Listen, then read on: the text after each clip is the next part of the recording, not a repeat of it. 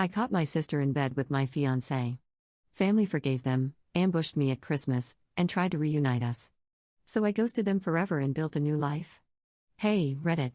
Before I dig into the crazy mess, let me give you some backstory. Growing up in a small town outside Milwaukee, I always thought my family was my foundation. We weren't the type of people to leave things unsaid or go months without speaking. My sister Diana and I were close in that competitive two girls under one roof kind of way. She was a year younger than me, and we'd always been compared to each other. She was the charming, free-spirited type while I was the one with a plan. Our brother, Max, was the baby in our dad's shadow, always soaking up every ounce of attention he could get. Our parents, Clark and Joan, were typical Midwest parents. Dad ran the household with an iron will, and Mom was the type to crack jokes and grill steaks like it was her personal hobby. I thought I had it all figured out. A stable family, siblings I could trust, and a fiancé who I believed was my soulmate. Ethan came into my life during a group project in my junior year at UW-Madison. He had this magnetic energy about him that made you want to be in his orbit. He was ambitious, confident, and ridiculously attractive. I fell for him fast. By the end of the semester, we were a couple. It felt like a whirlwind, but I didn't question it because it seemed perfect. I imagined our future together. Careers, kids, everything. 1st of November, I proposed to him. It wasn't some grand gesture. Just the two of us on a crisp autumn evening. He said yes, and we started planning our wedding for the following summer. It felt like the beginning of the life I'd always dreamed of, and then it all imploded. In March, I had a random slow Friday at work. I decided to surprise Ethan with his favorite takeout and spend the evening together. When I walked into our apartment, everything felt off. His shoes were by the door, but the place was eerily quiet except for faint laughter coming from the bedroom. My stomach tightened. Something felt wrong, but I brushed it off, thinking maybe he was watching a funny video or on the phone with a friend. When I opened the bedroom door, my world shattered. There they were, Ethan and Diana tangled up in bed. Ethan was wearing the oversized t-shirt I had given him for Valentine's Day, the one with the cheesy heart print. It wasn't hard to put it together. They froze, both of them looking like deer in headlights. It's funny how silence can say so much. Diana, my own sister, had the audacity to say, "It's not what it looks like." I stared at her, almost laughing at the ridiculousness of it. Ethan didn't say a word, just scrambled to cover himself with a blanket, like it would erase what I'd just seen. I didn't yell. I didn't ask questions. What was the point? The evidence was right in front of me. I looked at Ethan and said, "Pack your stuff and get out." My voice was calm, steady. I wasn't about to give them the satisfaction of seeing me lose it. Diana tried to speak, something about how it just happened, but I cut her off. "You're dead to me." I wasn't interested in hearing her excuses or fake remorse. There's no "it just happened" when it comes to sleeping with your sister's fiancé. I walked out. I didn't wait for an explanation or a pathetic apology. I grabbed my keys and drove to a friend's house. That night, as I stared at the ceiling, the reality of it all sunk in. My fiancé, the man I planned to marry, and my sister, someone I trusted, had betrayed me in the worst way possible. It wasn't just about the cheating. It was the fact that they'd both actively chosen to destroy something I valued so deeply. The day after I caught Ethan and Diana, I didn't think things could get worse. But, of course, they did. While I was at work, Ethan moved out of the apartment. I'd already told him to pack his stuff and leave, so I figured that was the end of it. But when I came home that evening, there was a note on the counter, sitting right where we used to keep a framed picture of us. It was short, but not sweet. He wrote that he fell in love with Diana and never meant to hurt me, followed by some garbage about hoping I could find it in my heart to forgive them. He had the nerve to finish the note with, "I hope you can still be happy for us one day." Happy for them? I wanted to laugh, but it wasn't funny. It was infuriating. I crumpled the note and tossed it in the trash. There was nothing left to say to him. The apartment felt eerily quiet without his stuff, but I didn't care. I wanted him out of my life as fast as possible, and now he was. My family found out what happened within a few days. I didn't tell them. I'm guessing Ethan or Diana spilled the beans. My dad, Clark, called me immediately. He was furious. Not at me, but at Diana. He kept saying how he couldn't believe his own daughter would betray me like that. "She's not welcome here," he said over and over again. At first, it felt good to have him on my side, but I wasn't naive enough to think it would last. My dad's loyalty has always been conditional. He's the type who prides himself on keeping the family together, even if it means sweeping massive betrayals under the rug. I figured it was only a matter of time before he started defending Diana. My mom, Joan, was a different story. When I finally answered one of her calls, she didn't say much. She just sighed and said, "Well, I guess things like this happen sometimes." I couldn't believe it. She wasn't angry, upset, or even surprised. She treated it like Diana spilling coffee on my shirt instead of nuking my relationship and my trust in her. Max, my younger brother, tried to be supportive, but I could tell he was conflicted. He'd call to check on me and say he couldn't believe what Diana and Ethan did, but there was always hesitation in his voice. He was caught between me and the rest of the family, and it was obvious. For weeks, I ignored most of their calls. I didn't have the energy to rehash what happened or hear excuses about why I should let it go. Instead, I threw myself into work. It was the only thing keeping me sane. My boss, Karen, noticed I was putting in extra hours and asked if everything was okay. I didn't tell her the full story, but I admitted I was dealing with some personal stuff. That's when she mentioned the Indianapolis office. Apparently, they'd been struggling to find someone to lead the team there, and Karen thought I'd be a perfect fit. It was a promotion and a chance to get out of Milwaukee, far away from Diana, Ethan, and all the mess they'd created. I didn't hesitate. I told her I was interested. When I told my parents about the relocation, my mom just said, "Good for you. A fresh start might be what you need." My dad, on the other hand, acted like I'd announced I was moving to Mars. He cried and begged me to reconsider. "What about family dinners? What about Christmas? You can't just leave us behind, Alex." I told him I wasn't leaving them behind. I was leaving Diana behind. "She's not part of this family anymore," he said firmly, but I didn't believe him. My dad has a way of saying one thing and doing the exact opposite when it suits him. By July, my gut feeling was proven right. Diana was back in the house. My dad called me one evening, casually dropping that they decided to let her come home for a while because she had nowhere else to go. He acted like it was no big deal, like he wasn't inviting the person who had betrayed me into his home while still expecting me to show up for Sunday dinners. I didn't even try to hide my anger. I told him it was a slap in the face, that he was choosing her over me. He tried to justify it, saying, "She's still my daughter. I can't turn her away." I snapped back, "Well, she's not my sister anymore, and I don't want anything to do with her." That's when he started his family unity campaign. He went on and on about how we needed to heal and move forward as a family. It was all code for just forgive Diana, so I don't have to feel guilty about letting her back in. I wasn't having it. I told him plain and simple that I wasn't interested in healing or pretending things were okay. "You want unity? Then maybe stop rewarding the person who blew everything apart," I said before hanging up. After that, I kept my distance. I was busy preparing for the move to Indianapolis anyway. I found a place, packed up my apartment, and started fresh in a city where no one knew my family or my past. Leaving Milwaukee wasn't easy. I had good memories there, and part of me felt like I was letting Diana and Ethan win by leaving. But staying would have been worse.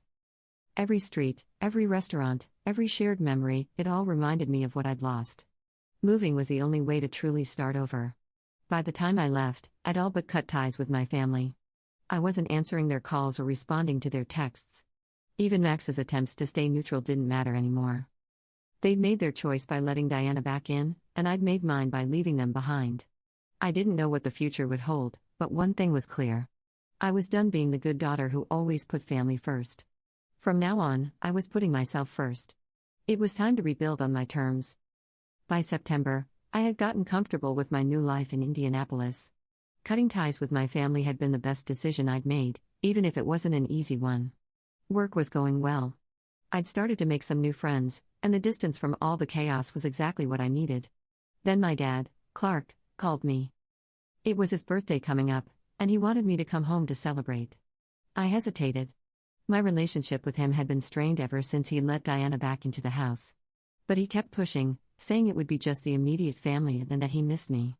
Against my better judgment, I agreed. The drive to my parents' house was long, giving me way too much time to second-guess my decision. I told myself I was doing this for my dad, even if he had disappointed me. Maybe it wouldn't be so bad if it was just him, my mom, and Max. When I pulled up to the house, I immediately knew something was off. There were way too many cars parked outside. My stomach dropped when I spotted Diana's car in the driveway. My hands gripped the steering wheel as I debated turning around. But I didn't want to give my dad the satisfaction of bailing. I decided to walk in, keep it short, and leave as soon as possible. As soon as I stepped through the door, my dad greeted me with a big smile, acting like nothing had ever happened. "Alex, I'm so glad you came," he said, pulling me into a hug. His energy was over the top, like he was trying to smooth things over with sheer force of will. I glanced around the living room, and there they were, Diana and Ethan, sitting on the couch like they didn't have a care in the world. Ethan even had the nerve to laugh at something Max said as I stood there frozen in disbelief. "Why are they here?" I asked, my voice low but sharp. Before my dad could answer, he grabbed my arm and ushered me further into the house. "Let's talk in the living room," he said, like that would somehow make this less awful. When we got to the living room, my dad started his usual spiel about healing and family. He sat me down and launched into this speech about how Diana and Ethan made a mistake, but were truly sorry, and that it was time to move forward as a family. Diana, ever the shameless one, chimed in with, "I'm sorry, sis. It just happened." She said it like she'd spilled coffee on my shirt instead of nuking my entire life. Ethan followed up with, "We never meant to hurt you," which sounded even more ridiculous coming from him. He wasn't even trying to look remorseful. I stared at them, trying to figure out if they actually believed their own nonsense. The fact that they thought this was even remotely fixable was almost laughable. I leaned forward, looked Diana dead in the eye, and said, "You're a pathetic excuse for a sister." Then I turned to Ethan. "And you? I hope she cheats on you too. You deserve each other." The room went dead silent. My dad started to say something, but I didn't give him the chance. I stood up, looked him square in the eye and said, "Enjoy your golden girl. Don't call me again." As I walked out, I could hear my dad trying to calm everyone down, saying something about how I'd come around eventually. Diana didn't say a word, and Ethan just sat there. I got into my car and drove off without looking back. My mind was racing. How could my dad think this was okay? How could he expect me to forgive and forget? Like, this was some minor disagreement instead of a betrayal that ripped my life apart? I spent the rest of the day trying to cool off, but I couldn't shake the anger. I kept replaying the scene in my head, wishing I'd said even more. Part of me wanted to call my dad and unload everything I was feeling, but I knew it wouldn't make a difference. He'd already made his choice when he welcomed Diana and Ethan back into his life. That night, I blocked his number.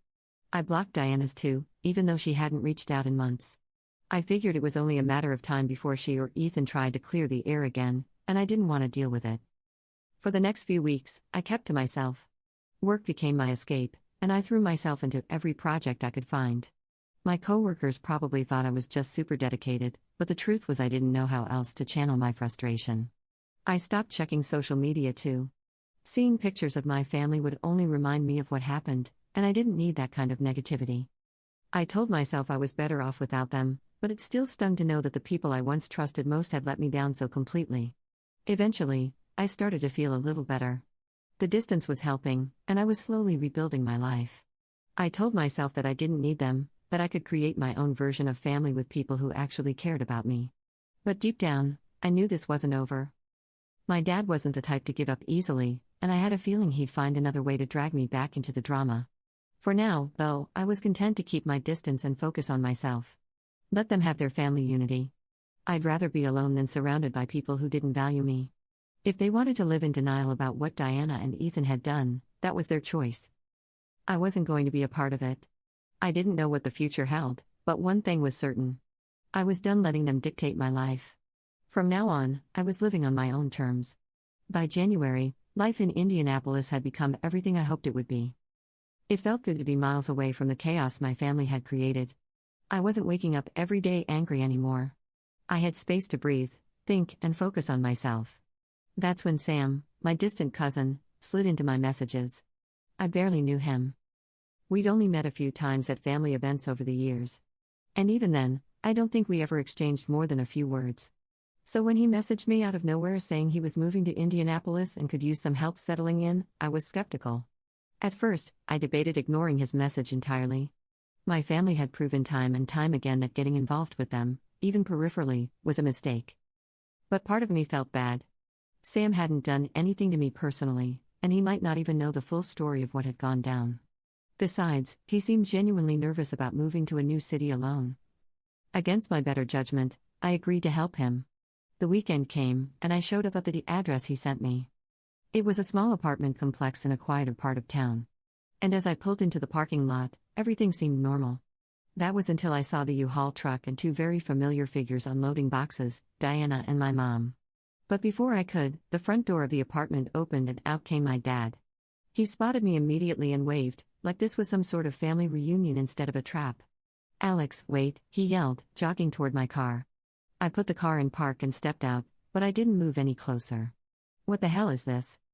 I asked, gesturing toward Diana and my mom, who were now standing awkwardly by the truck. My dad gave me his usual let's all be reasonable look and started rambling about how Sam just needed some help, and it made sense for the family to come together. It was clear this wasn't about Sam at all. This was about them finding another way to force me into some kind of reconciliation. Diana, ever the master of insincere apologies, stepped forward with tears already welling up in her eyes. "I'm sorry, Alex," she said, her voice trembling like she was auditioning. "I know I messed up. I just want to fix things." I stared at her completely unmoved. It was the same script she tried at my dad's birthday party, and it was just as pathetic now as it was then. Then my mom decided to jump in. "Alex, come on," she said. Her tone, that irritating mix of exasperation and condescension she always used when she thought I was being unreasonable. "You're holding on to this grudge, and it's tearing the family apart. Be the bigger woman." That was it. Hearing her tell me to be the bigger woman, as if Diana's actions were some minor mistake I needed to get over, sent me over the edge. She had no idea what it felt like to be betrayed by your own sister, to lose not just a relationship, but the trust you had in the people closest to you. When my mom stepped closer and put a hand on my shoulder, I reacted without thinking. My fist connected with her face before I even realized what I was doing. The sound of it was sharp, and for a moment, everything went still. My mom stumbled back, holding her jaw, and stared at me in shock. Diana looked like she wanted to disappear, and my dad, predictably, burst into tears. "Alex," he sobbed, as if I was the one ruining everything. "How could you?" Diana muttered something under her breath about me going too far, but I didn't even bother responding. I turned and walked back to my car. "Don't follow me," I said over my shoulder. When I got home, I blocked Sam immediately. I didn't care if he was part of the setup or just a pawn in my dad's latest scheme. Either way, I wanted nothing to do with him. That night, I sat on my couch trying to process what had just happened. I wasn't proud of losing my temper, but I didn't regret it either. My mom had crossed a line. And if a punch to the face was what it took to make them understand that I wasn't going to be manipulated, so be it. The worst part was that this wasn't even surprising. My dad had always been willing to bend over backward to protect Diana, no matter how much damage she caused. And my mom, she was more concerned with keeping the peace than actually addressing the problem. I wondered how long they'd been planning this. Had they been talking to Sam for weeks, convincing him to reach out to me, or was it a last-minute idea? Either way, it didn't matter. What mattered was that I'd walked away before they could rope me back in. The next morning, I woke up feeling a strange mix of relief and sadness. Relief because I'd stood my ground, but sadness because it was yet another reminder of how far gone my family was. There was no fixing this. They didn't see Diana and Ethan's betrayal for what it was, and they never would. I decided that day to cut ties even further. I wasn't going to give them any more opportunities to pull me into their mess. My life in Indianapolis was good, and I wasn't about to let them ruin it.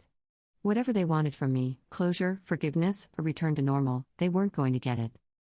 I was done being the scapegoat. The one expected to keep the family together while everyone else did whatever they wanted. From now on, I was focusing on myself. They could keep their fake apologies and forced family unity. I didn't need any of it. By December, I was in a much better place emotionally and mentally.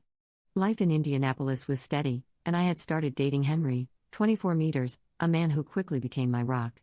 He was everything I needed, kind, funny, supportive, and most importantly, he respected my boundaries. He knew about the mess with my family and never once pressured me to reconnect. Henry's family lived in Chicago, and he invited me to spend Christmas with them. It was the first time in years that I was genuinely looking forward to the holidays. His parents were warm and welcoming. His siblings were great, and there was none of the tension and drama that had plagued my family gatherings for as long as I could remember. A week before Christmas, though, I got a letter in the mail. I almost ignored it because I didn't recognize the handwriting. When I opened it, my stomach dropped. It was from my dad. He wrote that Diana and Ethan had gotten married and that my parents were now separated. He didn't go into detail about why, but he kept emphasizing how much the family needed me this Christmas. He begged me to come home, saying it could be a chance to heal and to move forward. I read the letter twice, trying to figure out what he was really asking for. Was this about me, or was it just another attempt to fix the mess Diana had created? The mention of their marriage made me sick to my stomach. It felt like a slap in the face, a reminder that they had moved on without a shred of remorse for what they'd done. When I showed the letter to Henry, he suggested I let it go. "You don't owe them anything," he said gently. "If it's just going to hurt you, there's no reason to put yourself through that." He was right, of course, but a small part of me still felt guilty. Not for cutting them off, but for the fact that I couldn't shake the sense of obligation my dad always tried to instill in me. In the end, I decided to spend Christmas with Henry's family. They lived in a cozy house in the suburbs of Chicago. And as soon as we arrived, I knew I had made the right choice.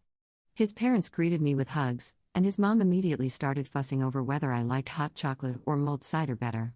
It was simple and wholesome in a way I hadn't experienced in years. We spent Christmas Eve decorating the tree, baking cookies, and playing board games. It was the kind of holiday I'd always wanted, but never really had. For once, I wasn't waiting for some kind of argument to break out. Christmas morning was just as peaceful. Henry's family had a tradition of opening presents in their pajamas, and they even had a stocking for me with my name on it. It was thoughtful, simple, and made me feel like I belonged. But even in the middle of all that warmth and happiness, the thought of my family lingered in the back of my mind. I couldn't help but wonder what they were doing. Whether my dad was sitting alone in the house, whether my mom was celebrating it all, or whether Diana and Ethan were playing happy couple while the rest of them pretended everything was fine. I pushed the thoughts aside and focused on the moment. I wasn't going to let their drama ruin this for me.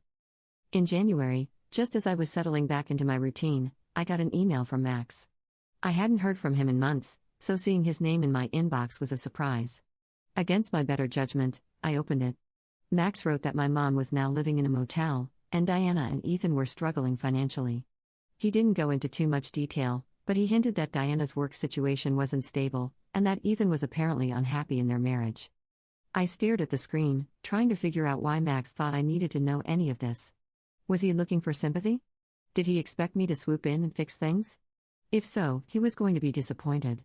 I didn't respond to the email. What was I supposed to say? "Sorry to hear that, but it's not my problem." I wasn't going to get dragged back into their mess no matter how bad things got for them. They had made their choices, and now they had to live with the consequences. Still, a part of me felt vindicated. They were struggling. And while I didn't take pleasure in their suffering, I couldn't help but feel like it was karma catching up to them. Diana and Ethan had destroyed my life, and now their perfect little bubble was starting to crack. Henry noticed I was quieter than usual that evening and asked if everything was okay. I told him about the email, and he just nodded. His expression soft but firm. "You've done the hard work of moving on," he said. "Don't let them pull you back in." He was right. I had spent too much time rebuilding my life to let their problems derail me now. Whatever was happening with my family wasn't my responsibility anymore. The next morning, I deleted Max's email and blocked his address. It wasn't easy, but it was necessary. I wasn't going to let them use guilt or pity to worm their way back into my life. That Christmas with Henry's family felt like a turning point. For the first time, I realized what it meant to be truly free of the toxicity I had grown up with. I didn't need my family's approval or their validation. I had found people who cared about me for who I was, not for what I could do for them. The chaos of my past wasn't going to define me anymore. I had built a new life, and I wasn't looking back. By the time June rolled around, I was feeling good about how far I'd come. My life in Indianapolis was stable. My relationship with Henry was growing stronger every day, and my family was nothing but a distant memory. I had blocked them all, ignored every half-hearted attempt to reach out, and focused entirely on myself. But, of course, they weren't done with me. One Saturday morning, I was getting ready to head out for a run when I heard a knock at my door. I wasn't expecting anyone. And when I looked through the peephole, I froze. It was Max. I hadn't seen him in over a year. And for a split second, I considered pretending I wasn't home. But, eventually, I opened the door, and he immediately started crying. "Alex, I'm so sorry," he said, stepping into the hallway before I could invite him in. "I should have stood up for you more. I should have done more." His words caught me off guard. For so long, Max had been this passive presence in my life. Someone who never outright hurt me, but never really defended me either. Hearing him take responsibility was unexpected, and I wasn't sure how to respond. "I cut ties with Diana and Ethan," he continued. "And Dad, I just couldn't take it anymore." I folded my arms and leaned against the door frame. "What do you want, Max?" He hesitated, wiping his eyes. "I just want to talk." Mom wants to talk too. Can we meet? Please. I should have said no. Every instinct in my body was screaming at me to shut the door and move on with my day. But there was something about the way he looked at me, pleading, desperate, that made me pause. Against my better judgment, I agreed. A few days later, we met at a quiet diner on the edge of the city. Max was already there when I arrived, sitting with our mom, Joan. I hadn't seen her since I punched her in the face outside Sam's apartment, and the tension between us was palpable. She stood up as I approached, extending a hand. I didn't take it. Instead, I sat down across from them and waited for one of them to speak. "I'm sorry," my mom said finally, her voice low, "for everything. I should have done more to protect you. I should have handled things differently." It wasn't much, but it was more than I expected. For a brief moment, I felt a flicker of hope that maybe, just maybe, things could be salvaged. Then the door to the diner opened and my dad walked in. I tensed immediately, and my mom had the decency to look embarrassed. "He wanted to come," she said, as if that excused blindsiding me. And, of course, right behind him were Diana and Ethan. I stood up ready to leave, but Max grabbed my arm. "Please, Alex, just hear them out." That was it for me. I stood up, cutting my dad off before he even started talking. "You're not my family anymore," I said. My voice cold and steady. "You want forgiveness? Find someone else to manipulate. I'm done." I threw some cash on the table for my coffee and walked out, ignoring the voices calling after me. That was the moment I knew there was no going back. They could beg, plead, and cry all they wanted, but I was done being the scapegoat for their dysfunction. Now at 28, I feel like I've lived several lifetimes since the chaos of my family unfolded. When I look back at everything that's happened, it almost doesn't feel real, like it was someone else's life. But the scars remind me it was all too real. The good news? I've come out stronger, wiser, and surrounded by people who actually care about me. Henry and I got engaged last year. It was nothing fancy. Just the two of us at our favorite park in Indianapolis. I didn't go for some grand gesture because I'd learned that real love doesn't need a spectacle. When I asked him to marry me, he cried and said yes immediately. That moment felt like the final piece of the puzzle I'd been trying to solve since everything fell apart. He's not just my fiancé. He's my partner in every sense of the word. He supported me through all the ups and downs, listened without judgment, and never once tried to push me back toward the family I left behind.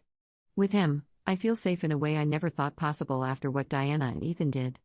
The biggest news, though, we're expecting our first child. It's a girl.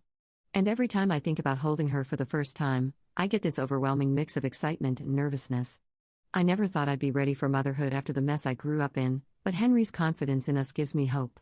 We're going to do everything we can to give our daughter a life full of love, respect, and stability, the kind of life I didn't have. One of the first steps I took toward completely cutting ties with my family was changing my last name. I didn't rush into it. For a while, I thought it might be too extreme or that it wouldn't make much of a difference. But as time went on, I realized that my last name felt like an anchor to the past, and I was ready to let it go. It was a strange feeling, standing in the courthouse and filling out the paperwork. When the judge signed off on it, I felt this unexpected sense of relief, like I'd finally closed a door I'd been afraid to shut completely. I chose a last name that felt meaningful to me, something tied to a personal hero rather than my family tree. Henry was fully supportive. He even joked that he'd take my new last name once we got married, saying, "We're starting our own legacy now." That really stuck with me. The idea of creating something new, something separate from all the pain and betrayal became my focus. I've heard bits and pieces about what's been going on with my family since I cut them off. Not because I seek it out, but because mutual acquaintances sometimes slip up and mention it. Apparently, my parents are officially separated now. My mom is living in a tiny rental on the outskirts of town, and my dad is still in the family house trying to keep up appearances. Diana and Ethan? Let's just say karma hasn't been kind to them. They're drowning in debt. And from what I hear, their marriage is on shaky ground. Ethan lost his job, and Diana's work situation is far from stable. The irony isn't lost on me. After everything they did to tear me down, they're the ones struggling to keep their heads above water. As for Max, his fiancé left him a few months before their wedding. I don't know the details, and, honestly, I don't care to. He made his choice to stand by Diana and Ethan when it mattered most, and that's not something I can forgive. The last time I heard from any of them directly was over a year ago when my dad sent me another letter begging me to reconnect. I didn't even open it. I tossed it straight into the trash. Whatever regret they feel now is their burden to carry, not mine. One of the biggest lessons I've learned through all of this is the importance of setting boundaries. For so long, I let my family push me around, guilt me into forgiving them, and make me feel like their problems were my responsibility. Cutting them off wasn't easy. It was messy, but it was the only way to truly move forward. Sometimes I wonder if my family ever looks back and regrets their choices. Do they think about the pain they caused? Do they realize how much they lost by betraying me? I'll probably never know, and that's okay. Their regret or lack of it doesn't matter anymore. What matters is that I've finally found peace. If anyone reading this is going through something similar, let me tell you. It's not easy to walk away from toxic relationships, especially when they're family. But sometimes, it's the only way to protect your peace and create the life you deserve. You're not obligated to keep people in your life just because of shared DNA. I've learned that family isn't about blood. It's about the people who show up for you, support you, and love you unconditionally. And with Henry by my side, and our little one on the way, I finally have the family I've always wanted.